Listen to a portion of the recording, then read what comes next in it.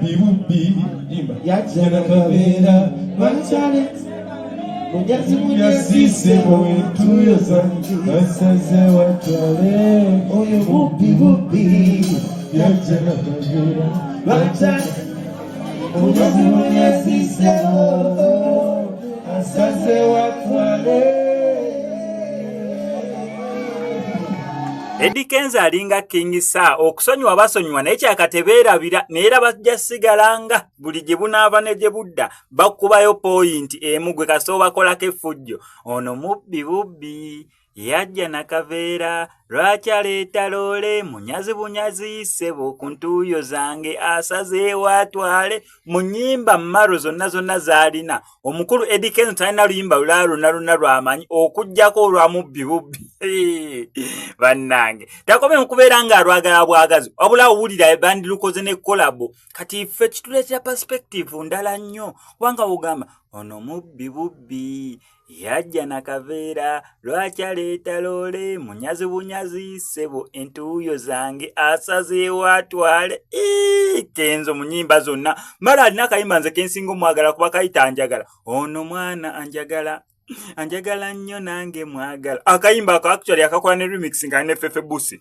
kayimba kalungi nnyo Eddie Kenzo lwaki akosike kayimba kosinga okubeera ng'oyagala naye n'olondayo mubbi bubbi Eddie Kenzo nedda tomegga n'oluma nedda akantu ako kankakuddizeeko naawe olaba Eddie Kenzo ddala ng'akakasa ensonga ye eya mubbi bubbi ojja tuleetera ebintu ebira ojja tulowoozesa Eddie Kenzo ojja corruptinga mind yaffe tulowoozesa ebintu ebirala tubeere nga Lil Pazo yayimba enkudi ng'etegeeza mazina ate abantu abamu balowoozaamu bintu birala Eddie Kenzo ekintu ekyo si kirungi naye nga sinabeera nga nkakuterako akatambi akoddemu okubeera ng'okalaba neeyongera okwebaza abo bonna basobodde okubeera nga bambi batusindikira akasente neera ku makya g'olunaku olwaleero mwana muwala Salama yes akedde kunkubira akasimu nangama SMX nange ninawo omutwalo gwange kangugatteko nkugambye abantu benneeyongera okwebaza waneno beba abantegeeza mu nsindise nantegeeza n'okuntegeeza mu nze nzisindise naye nga waliwo abasindika ne batantegeeza bonna mbeebaliza wamu tugezaako kulaba nga tusonda ettu lya mwana muwala ono bambi naye tumukubeko ettu lya Christmas nga tweyongera ddala maaso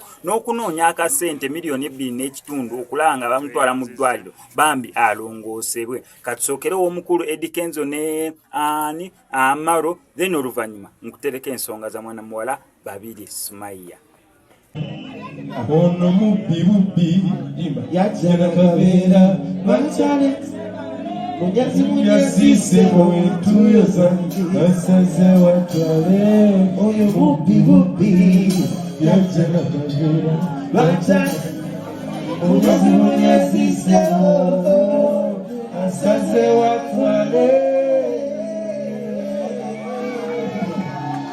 Eddie Kenzo nakatugesaa kugamba nga ntandika omuziki twatandikira mu Firebase naye bandeetanga replacement yono ekyali ekizibu ennyo kuba yali yayimba dda ng'akikubye kati nga sirina ngeri gyekikuba kanali mmanyi bwe banteekawo kiwedde nsinga Eddie Kenzo naye sidde kibaa omuziki guba bwe guti tuli miti mu kibira n'obusubi busobola okukula so bw'oba oli mu muziki lemerako ojja kubeera kyoli n'omwalalere kyali so temerwanyisa but still what I did I welcome Dimaro 100%. I remember we met in Kabanagara. Yes, 100%. Nemugamba Maro, you came as a my replacement in but do what you can.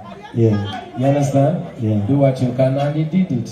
Yes. See you, Joe? Yes. Thank you, man. We love you.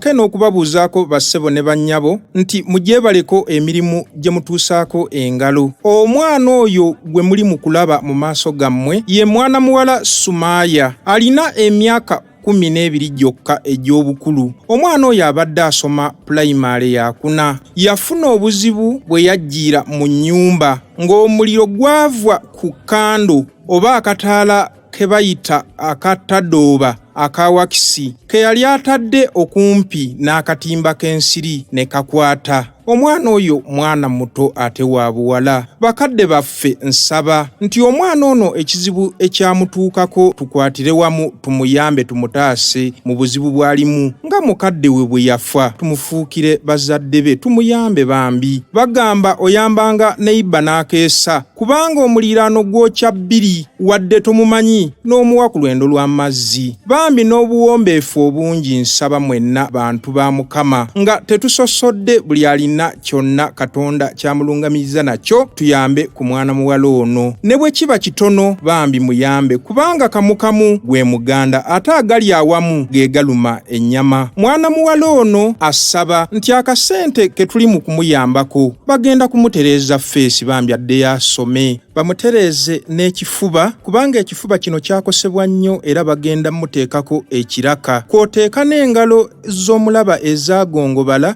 emikono bagenda mutereeza bamukole plastic surgery feesi ekifuba n'engalo byonna bitereezebwe nga kono kwe kasente mwana muwala akanoonya mu bantu. Bakadde baffe tubeebaza buli ali mu kuyamba mwana muwala ono buli alina unit gy'ali mu kumuyamba. Mukama akuddizeewo wojja.